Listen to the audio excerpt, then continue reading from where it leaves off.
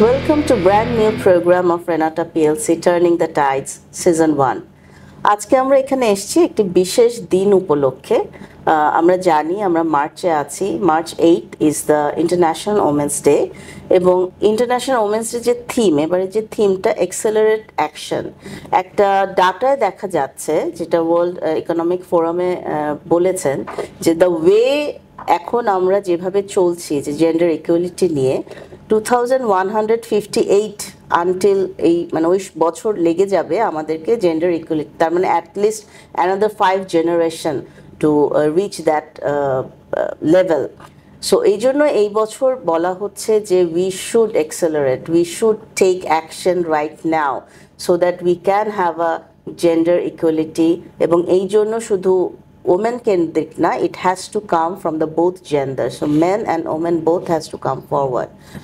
And in regards to that, we have a panel today which is a mixture of male and female. So let's dig into what our panelists have to say about accelerate action, and let's dig in. So today we have Abdullah, Sabrina, Ananto. আমরা একসাথে অনেক বছর থেকে কাজ করছি এবং একসাথে আমরা রিসেন্টলি একটা কাজ করেছি, আমরা ওটা নিয়ে পরে কথা বলবো। বাট আমার একটা প্রথমেই যে কোয়েশ্চেনটা এনিবডি ক্যান অ্যান্সার, এই অ্যাক্সেলারেটেড অ্যাকশন এটা আসলে আপনাদের মতে এটার মানে কি? আপনি এটাকে কিভাবে দেখছেন? এনিবডি? আচ্ছা ম্যাডাম, থ্যাংক ইউ। চমৎকার একটা প্ল্যাটফর্ম। এই বছর ওমেন্স ইন্টারন্যাশনাল ওমেন্স ডের যে থিমটা অ্যাক্সেলারেট অ্যাকশন, এটাকে আমি যদি খুব ব্রিফলি বলতে চাই আর কি, যে আমি ভাবছিলাম যে অনেক দিন থেকেই ভাবছি যে আমরা এই ওমেন্স ডের প্রোগ্রামটা করি, অনেক কিছু চিন্তা করি, অনেক পজিটিভিটি আমাদের মধ্যে কাজ করে, আমরা ভাবি এইভাবে করব, এটা করব, এটা করব, প্রত্যেক বছরই নতুন নতুন থিম আসে। এইবারের থিমটা আমার কাছে একদমই যথোপযুক্ত মনে হচ্ছে এই জন্য যে অ্যাক্সেলারেট অ্যাকশন বলতে আমি বুঝতে পারছি যে আমাদের যে থিঙ্কিংটা আছে, আমাদের যে থট প্রসেসটা আছে, এটাকে আসলে ইমপ্লিমেন্টেশন লেভেলে নেওয়া উচিত। আমাদের অ্যাকশনটাকে ইমপ্লিমেন্ট করে এটা থেকে রেজাল্ট বের করার সময় চলে এসেছে। আমরা আসলে অনেক বছর ধরে কিন্তু ইন্টারন্যাশনাল ওমেন্স ডে করছি। এখন পর্যন্ত আমরা যদি দেখি আমাদের বাসা বা কর্মক্ষেত্র বা যাদের সাথে আমাদের অ্যাসোসিয়েশন, সব জায়গাতেই আমরা বলি বেশি, চিন্তাটা করছি বেশি, কিন্তু অ্যাকচুয়ালি এটার ইমপ্লিমেন্টেশন কতটুকু হচ্ছে সেটা ওইভাবে মেজারও হয়তো করা হচ্ছে না, বা আসলে নিজের বাসাতে বা অফিসে আমরা নিজেরা সেই জিনিসটা প্র্যাকটিস করছি কিনা। নট অনলি মানে ছেলেদের জন্য, এটা ইকুয়ালি মানে ওমেন্সদের জন্য এটা খুব প্রয়োজনীয় যে তারা এই জিনিসটাকে অ্যাকসেপ্ট করছে কিনা, তারা সেটাকে প্র্যাকটিসে নিচ্ছে কিনা।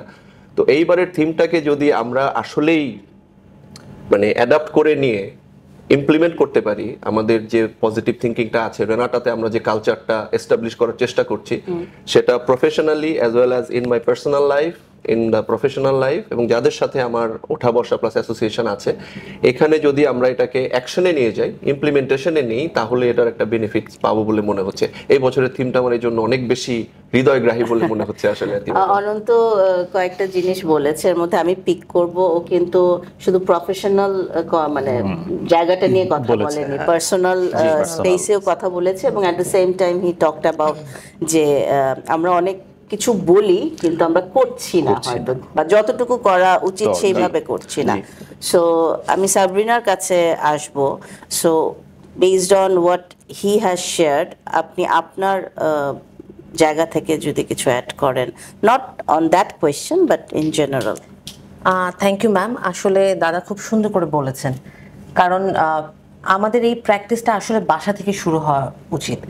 আমি সবসময় এটাই চিন্তা করি যে আমরা যে কাজগুলো করছি, আমরা ভাবছি যে আমরা হয়তো একটা জব করছি বা এগিয়ে যাচ্ছি, কিন্তু বাসার বা ফ্যামিলিতে কিন্তু আমাদের স্টোরিগুলো ডিফারেন্ট।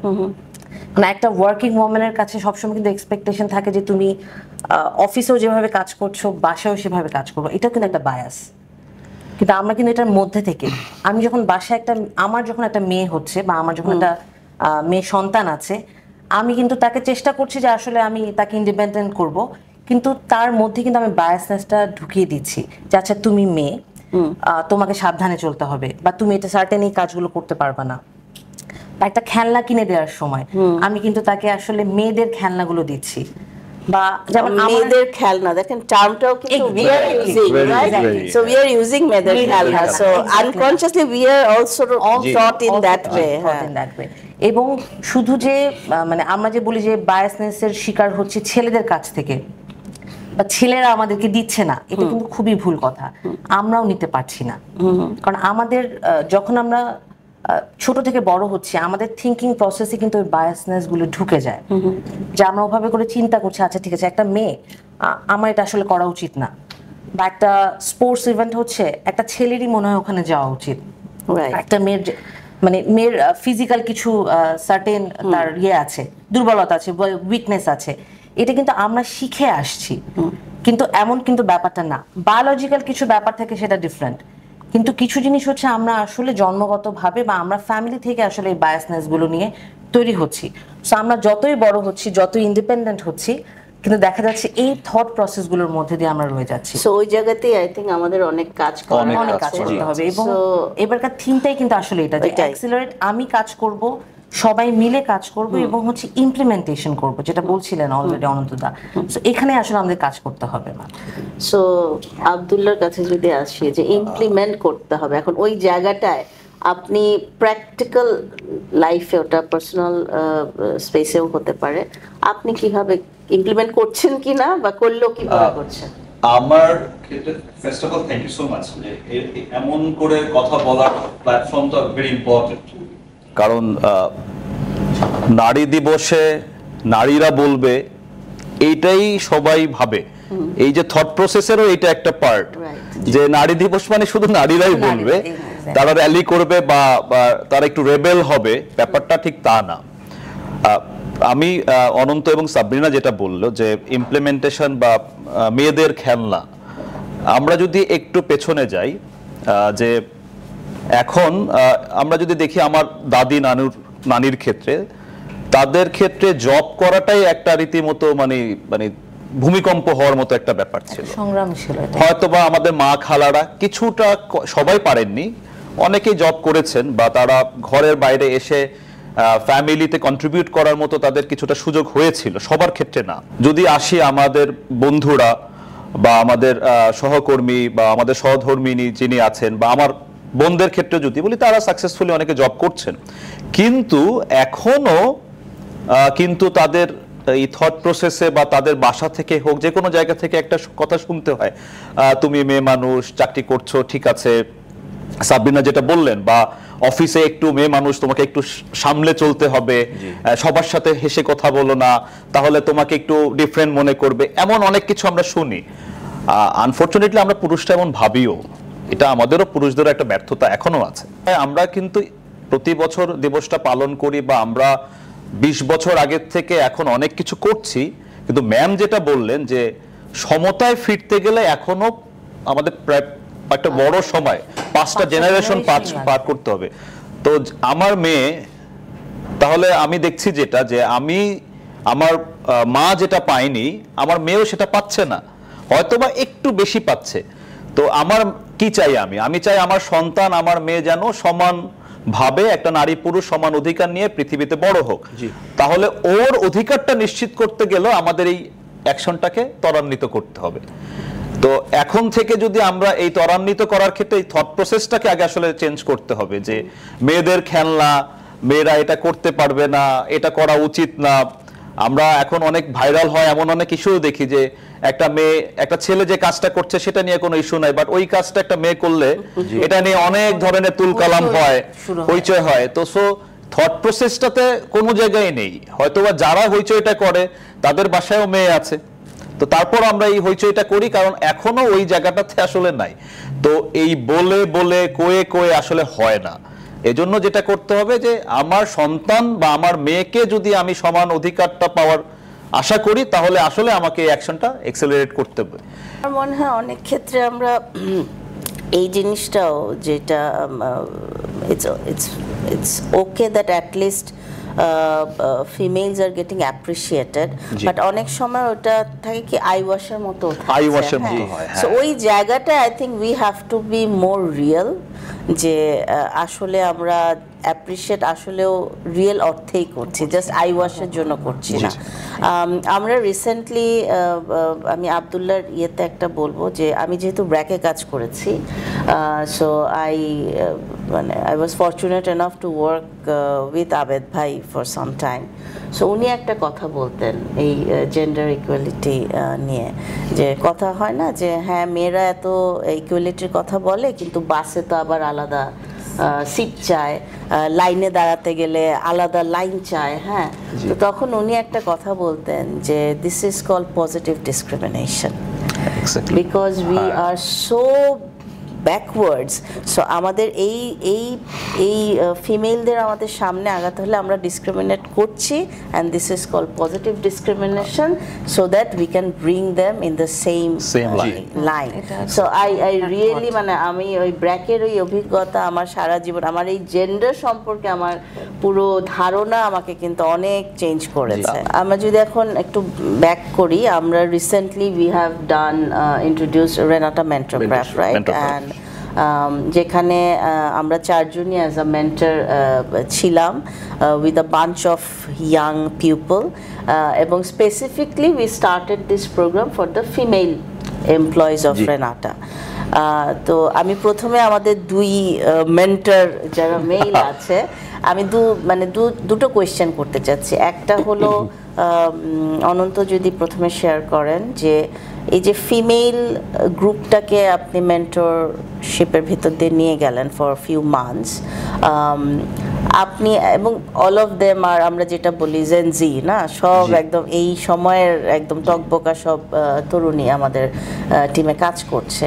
সো ওদেরকে মেন্টরশিপের ভিতরে যখন গেলেন তখন what was your thought process, এবং আমরা রিসেন্টলি শেষও করেছি, আপনি কি দেখলেন ওদের ভিতরের ইয়েটা একটু ছোট করে? আসলে ম্যাডাম ওই প্রোগ্রামটাও খুব ভালো ছিল। আমাদের রেনাটাতে যতগুলো ভালো ভালো ইনিশিয়েটিভ হয় তার মধ্যে ওটা একটা চমৎকার ইনিশিয়েটিভ। আমি শুরু করেছিলাম যে তোমরা আসলে তোমাদেরকে আগে সেলফ ইভালুয়েশন করো, তোমাদের নিজের সম্পর্কে একটা পাতা লিখে আমাকে পাঠাও। আমি দেশের বাইরে ছিলাম অফিসের কাজে, তো ওরা সুন্দর করে লিখেছে, নিজের সম্পর্কে লিখে আমাকে পাঠিয়েছে। তো আমি ওদেরকে ওই জিনিসটা ইভালুয়েট করে দেন স্পেসিফিক্যালি ছোট ছোট ছোট ছোট পয়েন্ট ধরে আমি চেষ্টা করেছি ওদের ভেতর একটা পজিটিভ মাইন্ডসেট ডেভেলপ করার জন্য। এটা আমার একটা অনগোয়িং প্রসেস হিসেবে থাকবে। এটা এমন নয় যে ওটা 3 মাসের একটা প্রোগ্রাম ছিল যে 3 মাসে, এটা তো আসলে আমরা ফার্স্ট ব্যাচ ক্লোজ করেছি, 3 জনই তারা বলেছে যে আমি একটু ইন্ট্রোভার্ট।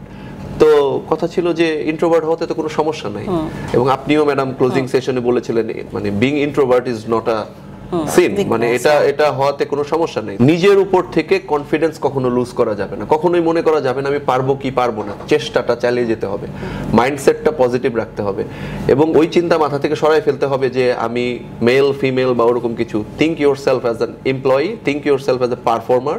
এবং রেনাটাতে এই প্র্যাকটিসটা এত ভালোভাবে আছে যে আমরা সবাই চেষ্টা করি, মার্কেটিং, HR, ইন্টারন্যাশনাল বিজনেস, অন্যান্য সব জায়গাতেই আমরা চেষ্টা করি যে একটা সমতা রাখার জন্য, এবং এখানে মেল ফিমেলকে ওইভাবে করে আমরা দেখি না। এবং থ্যাঙ্কস টু HR যে বিভিন্ন রকম ইনিশিয়েটিভস আসে এবং বিভিন্ন রকম প্রোগ্রাম হয়, সেখান থেকে আমাদের মাইন্ডসেটের মধ্যে অনেক রকম চেঞ্জ এসেছে। আমাদের basically through this program we have already taken that action that we have included to male mentors to mentor the female counterpart.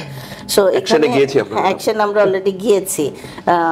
আমি যদি সাবরিনার কাছে আসি, you are working in marketing field for quite a long time, এবং marketing, pharma marketing এসব ইয়েতে ফিমেলদের মানে আমি যখন রেনাটায় জয়েন করেছি, ইটস বিন 11 ইয়ার্স, আমাদের হেড অফিসে মনে হয় 5-6 জন ফিমেল ছিল। So yesterday I was counting and it crossed 70 plus head officer. I'm not talking about plant and other. ওখানে তো আমাদের অবশ্যই অনেক আছে। সো এবং এটা কিন্তু এখন আমার টিমে more than half is female colleagues.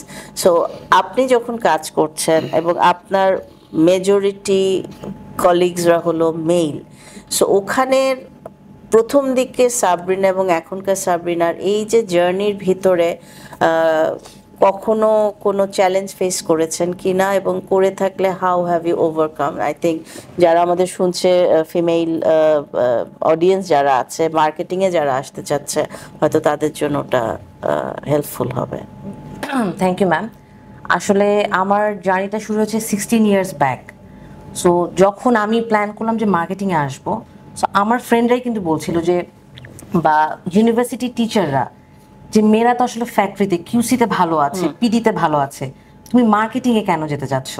So আমি কিন্তু আমার পিয়ার গ্রুপ থেকেই প্রথমে ফিডব্যাকটা পেয়েছি যে আসলে মেয়েদের জন্য মার্কেটিং বিভিন্ন জায়গায় ট্যুর করতে হবে, কোথায় গিয়ে থাকবে। এবং আমার ফার্স্ট ইন্টারভিউ আরেকটা অর্গানাইজেশনে ছিল। সো ওখানে জিজ্ঞেস করেছিলেন যে, তখন তো আমি একদম ফ্রেশ, আমি কিন্তু জানি না মার্কেটিং আসলে জব সম্পর্কে, বড় ভাইদের কাছ থেকে শুনেছি কিছু। তো তখন উনিও বলেছেন যে আপনি যে একটা জায়গায় হঠাৎ করে যাবেন, ট্যুরে যাবেন, হয়তো বরিশালে যাচ্ছেন বা খাগড়াছড়িতে যাচ্ছেন, তখন গিয়ে কিভাবে কোপ আপ করবেন। সো আমার মাইন্ডসেটটাই ছিল যে আমি পারবো। এখানে আব্দুল্লাহ একটা খুব চমৎকার কথা বলছিল যে আসলে আমরা কি চিন্তা করি, শুধুমাত্র যে মেইলরাই আমাদের জন্য চিন্তা করছে তা কিন্তু না ম্যাম, আমরাও। আমি যদি রেনাটার কথা চিন্তা করি, 10 ইয়ার্স ব্যাকে যখন আমি এসেছিলাম, মার্কেটিংয়ে একজন ছিল, ইন্টারন্যাশনাল বিজনেসেও মনে হয় কোনো ফিমেল কলিগ ছিল না তখন। ছিল দুজন ছিল, দুজন ছিল। সো আমি দেখলাম এইচআরও হচ্ছে আমাদের, আপনি যেটা বলছিলেন একজনই ছিল। না না, একজনই ছিল। 16 বছর আগের কথা বলছেন, ওই সময় ছিল না। 10 বছর আগে আমাদের মানে আসিমারা হচ্ছে, আসিমা ওরা হচ্ছে আমার পরে জয়েন করেছে। সো তখন আমি আসলে যেই কথাগুলো শুনেছি যে ম্যাডাম আপনি পারবেন তো, আমি খুব অবাক হতাম। কারণ আমি খুবই লাকি বলতে গেলে, কারণ আমি আসলে ফার্স্ট যে অর্গানাইজেশনটাতে ঢুকেছি এবং আমার যিনি সুপারভাইজার ছিল, উনি সবসময় আমাকে অ্যাজ এ এমপ্লয়ি হিসেবে দেখেছেন। এবং আমার যদি আমি বলি যে আমার যে কোয়ালিটিগুলো তৈরি হয়েছে ওখান থেকে, যে আমি ইন্ডিপেন্ডেন্ট, আমি পারবো, ওখানে কখনোই আমাদেরকে আসলে ডিফারেন্সিয়েট করে দেখা হয়নি।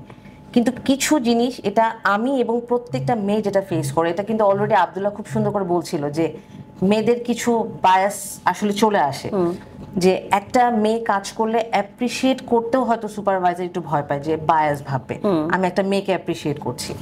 আবার একটা মেয়ে লং টার্ম যখন কাজ করছে বা বসের সাথে খুব ভালো রিলেশন, তখন কিন্তু আসলে শুনতে হয় যে অন্য কোনো একটা ব্যাপার আছে। হ্যাঁ, সো এই জিনিসগুলো আসলে আমরা প্রত্যেকটা কর্পোরেটে যারা চাকরি করে, আমার ধারণা প্রত্যেকে এই জিনিসটা ফেস করেছে। সো এটা আসলে খুবই মানে আমাদের সবার জন্য খুব দুঃখজনক। এবং এটা শুধু ছেলেরা ভাবে না কিন্তু ম্যাম, এটা কিন্তু মেয়েরাও ভাবে। সো আমার যে ফিমেল কলিগরা আছে, দেখা যাচ্ছে কোনো একটা মেয়ে যদি ভালো করে, তখন দেখা যাচ্ছে তারাও বলছে যে নিশ্চয়ই বসের সাথে খাতির আছে, বা ও একটু সেজে গুজে আসছে, নিশ্চয়ই অন্যভাবে ইমপ্রেস করতে চাচ্ছে। সো এটা আসলে খুব র হলেও আমি করে আসলে না। সো ইট ডেফিনেটলি আমিও এই প্রসেসের মধ্যে এসেছি। তবে আমার সবচেয়ে স্ট্রাগল টাইমটা যদি বলি, আমার প্রেগনেন্সি টাইমটা। ওই সময় আমি আপনাকে নকও করেছিলাম যে প্রেগনেন্সি টাইমটাতে মনে হয় প্রত্যেকটা মেয়ের যদি একটা লিভে যেতে হয় বা একটু হয়তো বা স্লো, আমারটা ছিল হচ্ছে কোভিড টাইমে। সো আমি রেনাটাকে আসলে থ্যাঙ্কস দিতে চাই যে ম্যানেজমেন্ট তখন আমাকে অনেক সময় অ্যালাউ করেছে যে হোম অফিস করার। তারপর আমাদের পার্কে খুব সুন্দর একটা সিস্টেম ছিল যে আলাদা আলাদা করে বসার। আমি নিচেও অনেকদিন অফিস করেছি, কিন্তু আমার মনে হতো আমি মনে হয় পিছিয়ে যাচ্ছি। এটা আমার ধারণা প্রত্যেকটা মেয়ের প্রেগনেন্সি পিরিয়ডে এই ফিলটা হয় যে আমি 4 মাস পরে অফিসে ব্যাক করব, হয়তো অফিসের অন্যান্যরা এনভায়রনমেন্টটা চেঞ্জ হয়ে গেছে, বা আমার হয়তো প্রয়োজনীয়তাটা নেই। এই ফিলটা আমার মনে হয় প্রত্যেকটা মেয়ে ফিল করে। আমিও করেছি। আমি আপনাকে নকও করেছিলাম যে ম্যাম আমার মনে হচ্ছে যে আমি আসলে স্লো যাচ্ছি, বা আমি কি আসলে রেস থেকে পিছিয়ে যাচ্ছি কিনা। সো একটা মেয়ের জন্য বা আমার জন্য আমার সবসময় মনে হচ্ছে যে একটা ছেলে এমপ্লয়ি যেরকম আছে, তার সাথে ম্যাচ করতে হলে আমাকে বেশি এফোর্ট দিতে হবে। এটা কিন্তু খুবই পেইনফুল। বা আমার ফ্যামিলিকে মেইনটেইন করতে হবে, যাতে বাসায় মনে না করে আমি এখানে একটু ইয়ে করি। যেমন অনন্ত একটা কথা বলেছিল, I think that's an extra pressure on females as well to be perfect at everything. Why do we have to be exactly? হ্যাঁ, সো আই থিঙ্ক দ্যাটস মানে দ্যাট ওয়াজ মানে আমারও ছিল যে হ্যাঁ, যে আবার আমরা তকমা লাগিয়ে দিয়েছে, she is the super woman, সে সব পারে। সব পারে। আগে খুব ভালো লাগতো, এখন আমাকে ধুর এখন এইসব কি ত্যাগ আমার দরকার নেই। মানে এটা দিয়েও না, we are giving that expectation, you have to be perfect at everything, we can't be perfect at everything. You don't need to be, in fact. Yes, I don't need to be. অনন্ত যেটা বললো, আমার যারা mentee ছিলেন, fortunately আমিও 3 female colleague এর mentee ছিলাম। একে তো দে আর ফিমেল এবং দে আর জেনজি।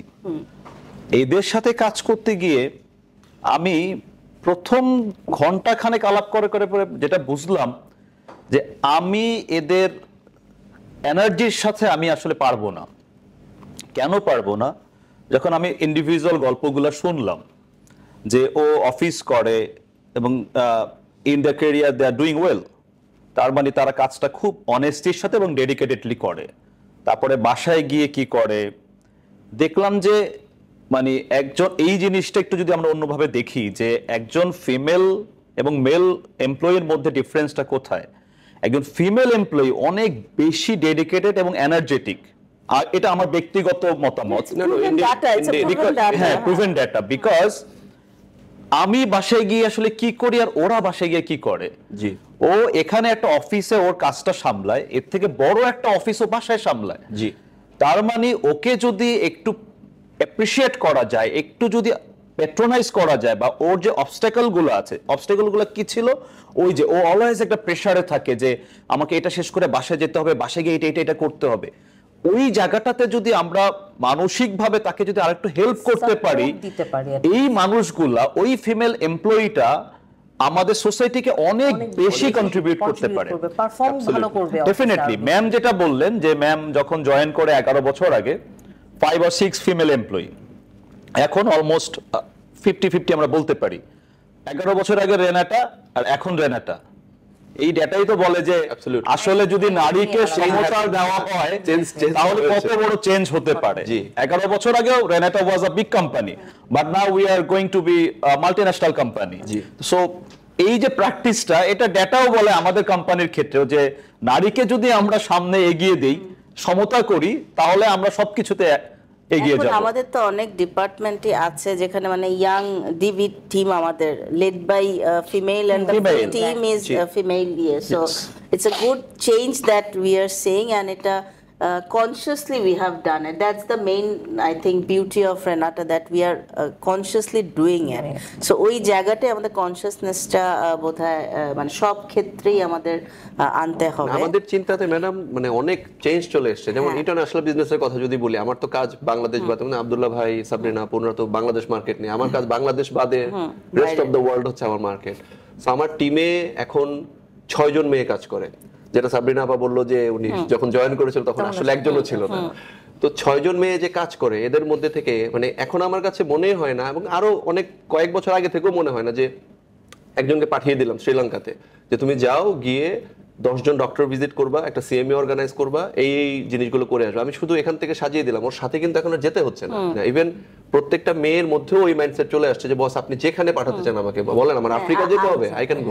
আগে যেটা ছিল আমার মনে হয় যে চেঞ্জটা আমি দেখেছি ওভার দ্য ইয়ার্স, যেটা সাবরিনা বলছিল, মেয়েরাও কিন্তু অনেক অ্যাডভান্টেজ নিত টু বিং মেয়ে, যে না আমি চাই equality, but at the same time আমার এখানে যেতে হবে বা আমার আফটার অফিস থাকতে হবে না, আমার তখন এটা। হ্যাঁ, বাট ওই চেঞ্জটাও কিন্তু আমাদের ভিতরে অনেক এসছে, খুব ভালো মতো। আই থিংক আব্দুল্লাহ যেটা বললো যে ওই অ্যাপ্রিসিয়েশনটা আসলে অফিসে তারা পাচ্ছে, এবং ওই সাপোর্ট সিস্টেম, ইকোসিস্টেমটা তৈরি হয়েছে। So now they feel secure, they feel confident, they feel independent, and they want to take the world in their shoulder because they know that they have a team who doesn't look at them as female only. They look at them as employees. So that's a change. I think I really have to appreciate all of you that you guys are doing that role in a very good way. That's why that changes had happened. আমি একটা আমাদের একদম শেষের দিকে চলে এসে, গল্প তো হতেই থাকবে। আমি একটা যদি কোয়েশ্চেন লাস্ট প্রত্যেকের কাছ থেকেই মানে জানতে চাই যে আপনাদের লাইফে, হ্যাঁ আব্দুল্লাহকে দিয়ে শুরু করি, আপনাদের লাইফে এমন একজন নারী যে আপনাকে আসলে আপনার রোল মডেল ছিল বা আছে, এবং আপনার লাইফটাকে মানে একটা শিফট করাতে সাহায্য করেছে আপনার মাইন্ডসেট? আমি ফরচুনেটলি আমি একজন থিয়েটার কর্মী ছিলাম, এটা বলতে কষ্ট লাগে বিকজ আমি এখন অ্যাক্টিভলি থিয়েটার করি না। আমি যে দলটাতে কাজ করতাম, দেশ নাটক, আমি প্রথম যেদিন দলে যাই তো আমি একজন ভদ্র মহিলাকে দেখি, তো তাকে ম্যাম বলবো না কি বলবো এটা নিয়ে একটা আমার মধ্যে একটা টেনশন থাকে, অনেক সিনিয়র। তো অ্যাজ ইউজুয়াল আমি গিয়ে বললাম যে ম্যাম আমার নিকনেম বললাম যে আমি অমুকের রেফারেন্সে আসছি, আজকে থেকে আমার কাজ শুরু করার কথা। তো খুব একটা মানে রাগে লুক আসলো আমার দিকে, বিকজ আমি বুঝলাম না। পরে বলতেছে যে এই ওই আমার ম্যাম ডাকছে, পরে একটু পুরি বেশি খাওয়া। তো দ্যাট ওয়াজ ফান।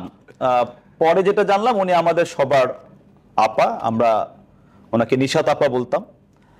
তো একটা পর্যায়ে উনি আমাদের বড় বোন হয়ে উঠলেন, বন্ধু হয়ে উঠলেন, মা হয়ে উঠলেন।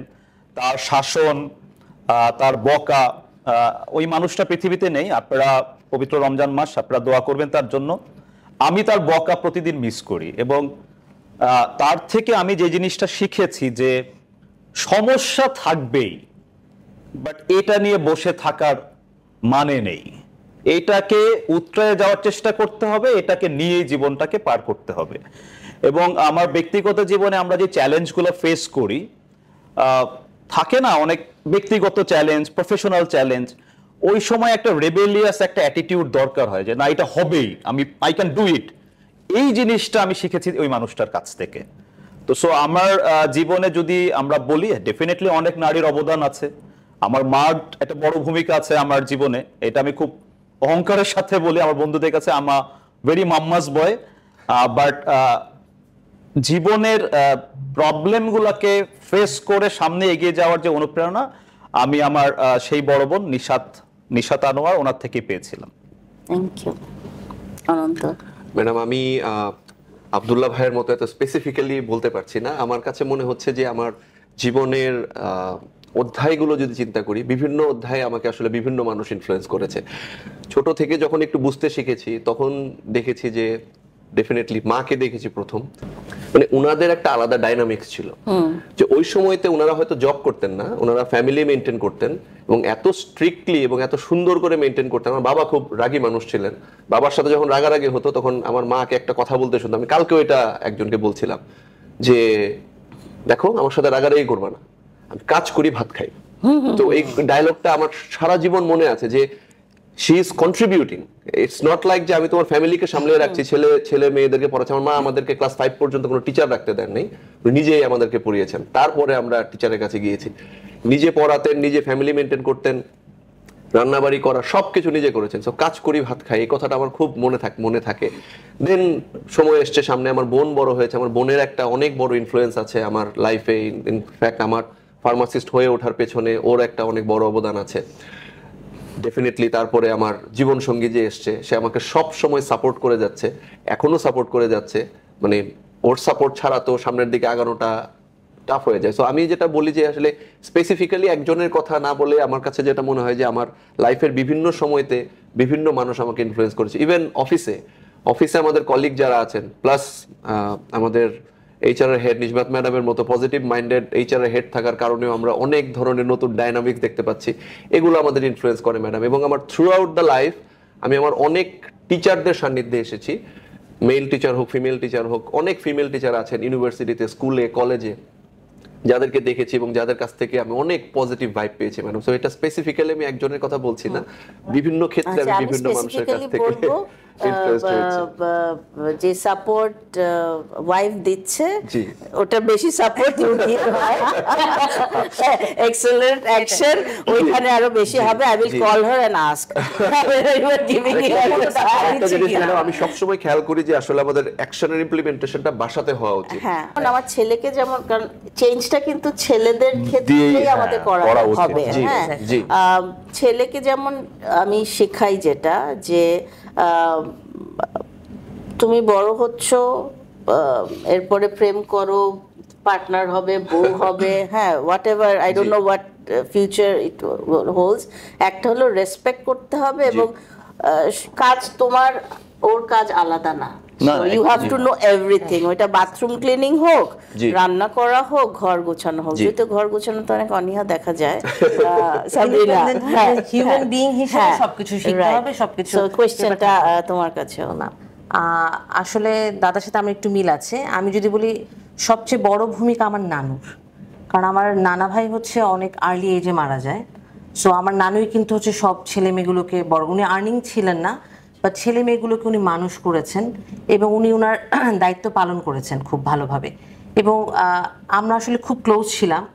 আমার ইন্ডিপেন্ডেন্ট হওয়ার পিছনে অনেক বড় একটা ভূমিকা ওনার। উনি সবসময় আমাকে বলতেন যে আমরা যেটা পারিনি তুমি পারবা। তারপর বই পড়ার কথা বলতেন, উনি নিজে কিন্তু বই পড়তেন অনেক। আমার বই পড়ার অভ্যাসটা আমার কাছে মনে হয় যে নানুর কাছ থেকে আসা। উনি বই পড়তেন, বলতেন, এবং এই জিনিসটা আমি ডেফিনেটলি যে আমার আজকে যতটুকু আছে আমার ফ্যামিলি কারণে। আমার মাও কিন্তু খুব লিবারেল, যে আমি যে কোথায় যাচ্ছি একটা টাইম পর্যন্ত বলেছে এই টাইমের মধ্যে বাসায় চলে আসবা, কিন্তু এখানে যেতে পারবা না, বা ট্যুরে এখানে যাচ্ছ কিভাবে থাকবা, কারণ আমি অনেকেরই দেখি খুব কনসার্ন থাকে। কিন্তু আম্মু বলছে সেফলি চলাফেরা করবা, নিজেটা নিজে ভালো মতো বুঝবা, তুমি এখন বড় হয়েছো। সো এই ইন্ডিপেন্ডেন্সটা আসলে গ্রো করেছে আমার নানু এবং হচ্ছে মার কাছ থেকে।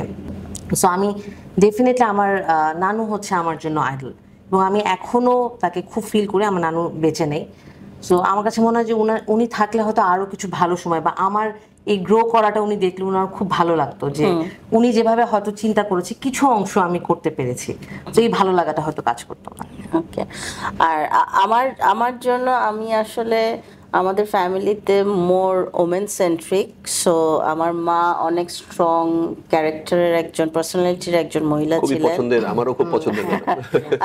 আমার বোনরা, আমরা 4 বোন। সো আমার 3 বোন 3 ধরনের পার্সোনালিটি। সো আমার বেড়ে ওঠাটায় এবং আমি যতটুকু এসেছি এই 4 জনের সমান কন্ট্রিবিউশন আছে ছোটবেলা। এবং আমার মনে হয় আমাদের 4 জনের কথা একটা জিনিস এসছে যে ইট স্টার্টস অ্যাট হোম, কারণ আমাদের সবারই কথায় কিন্তু ওই জিনিসটাই বের হয়ে এসছে। So if I can sum up the whole discussion, আরেকটা কথা বারবার আসছিল যে আমাদের নানি দাদিকে নিয়েও আমরা কথা বলছি যে তারা কাজ করতেন না, কাজ কিন্তু করতেন, বাসায় করতেন। So আমাদের ওই যে প্রফেশনাল ম্যাডাম এনগেজ ছিলেন না। জি, হ্যাঁ। সো আমাদের যারা হোম মেকার আছে, Big মানে বাসায় একদিন সারাদিন থাকা মানে কিন্তু আরো বেশি টেনশন। আমার মনে হয় আমি অফিসে আসি, হ্যাঁ।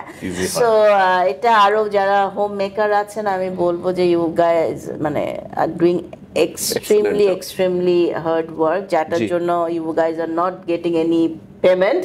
At least we are getting payment what we are doing. হ্যাঁ।